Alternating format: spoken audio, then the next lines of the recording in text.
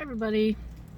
So this my camera keeps falling, and I just wanted to show off just how trashy I am. I got a bucket of syringes. Look at that. Yes, don't worry, I'm not a drug addict. The doctor put me on these awful blood thinners. I've got bruises all over, and I have to figure out where to get rid of these babies. And I'm missing a couple, so. But I did put them in a different container that has a lid on it so that they don't keep falling out. But yes, I feel like the trashiest person in the world, a Timmy's cup full of syringes. Although it is, I guess, apropos that drugs are one of the bingo cards, which I haven't, I don't think I've read a book that revolves around drugs yet. So, week 3 of GARBAUGUST. Now, week 2 was men's adventure and or category romance. Notoriously, I've just never done well with those particular topics. And nope. Now, I did want to talk about, okay, so I've made no secret of the fact that I grew up pretty white trash, and when I was a kid, my mother had this friend who was an alcoholic. Now, these people are all dead, so I can talk about them. And he lived in our basement for a while. Now, their relationship was very strange because he ate her food, lived in her house, drank her beer, occasionally crawled into her bed, but he wouldn't call her his girlfriend because she wasn't good enough for him. So he was always looking for somebody else, which is just whatever. I don't know. I never understood. I didn't understand the relationship then. Don't understand it now. He had a really awful habit of, he had this ABBA 8-track, and he would play it at top volume, and then he would leave it on and leave.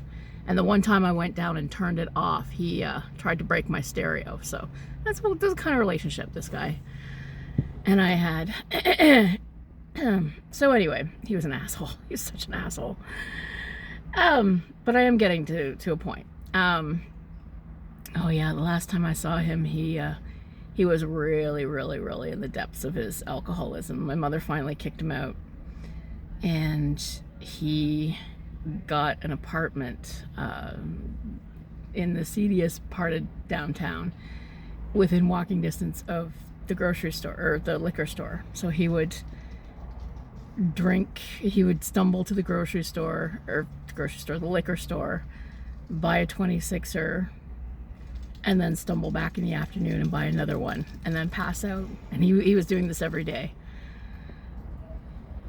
And he actually died after my mother. I'm surprised his liver didn't give out way earlier. But anyway, excuse me. But he was a fan of these books by an author by the name of Eric Van Lustbader.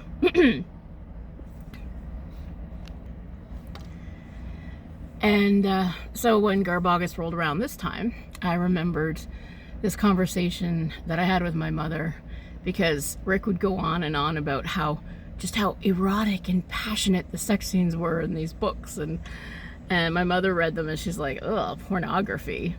And I remembered that they had these Eastern inspired covers, and something about a ninja. So I found the series is about this guy born in Japan who's like a white ninja. It's called The Ninja. And then there's the White Ninja. And there's a bunch of other books in the series. I think there's like 8 or 9 of them in this series. And then I also found out that Eric Van Lustbader became the principal author of the Bourne books after Robert Ludlum died.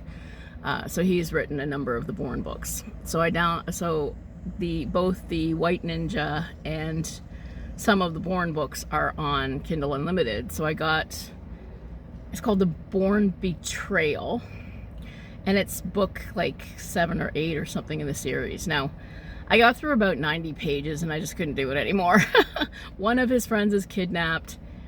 He defies what the CIA wants. Somebody gets killed, and he steals a motorcycle right off the truck, which happens to have the keys in it, and sort of dives past an exploding helicopter to get a woman onto the bike and go and ask questions somewhere else. I mean, it's just absolutely ridiculous, right?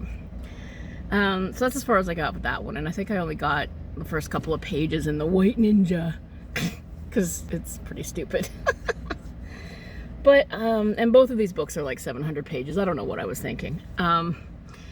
So I did give Eric Van Lustbader a try. I will probably continue throughout, you know, maybe try to read some more.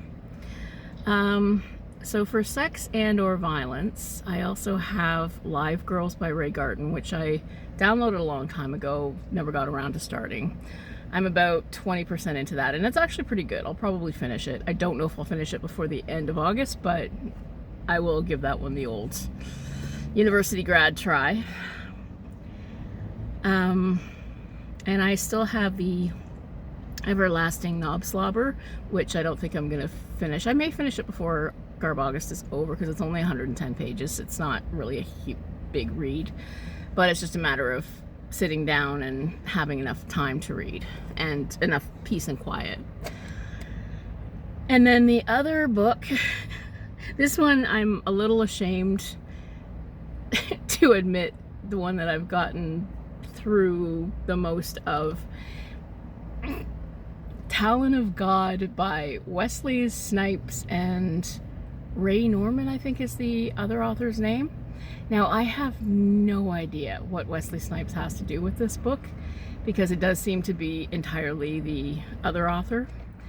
And what I can tell of the other author is that he had this sort of come to Jesus moment when he and his daughter were almost in an accident. And there's a nonfiction book about that experience available on Kindle if you're curious. But this Ray Norman, is that his name? Oh, I don't know. Doesn't matter. Because these are the only two books this guy's published. And this book is so bad. So the premise, if you can, you know, you want a willing suspension of disbelief. The premise is that the bad guy has infiltrated the drug supply. Doesn't matter what drug, whether it's cannabis, heroin, whatever, with an enhancer called something or other, and it's got a high sulfur content, also known as brimstone. And it turns people into demons, or it lets the demons in, or something. Not quite sure what it wants to do. And there are two opposing forces. Both of them are big black dudes with swords. The good guy is a guy named Talon, and he has a sword in the shape of a giant cross. And then the bad guy is a tall, lanky, muscular black dude with a samurai sword by the name of Lincoln Black.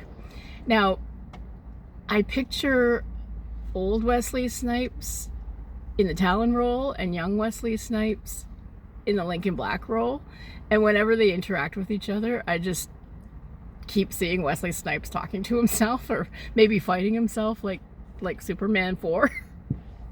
And it's just so ridiculous.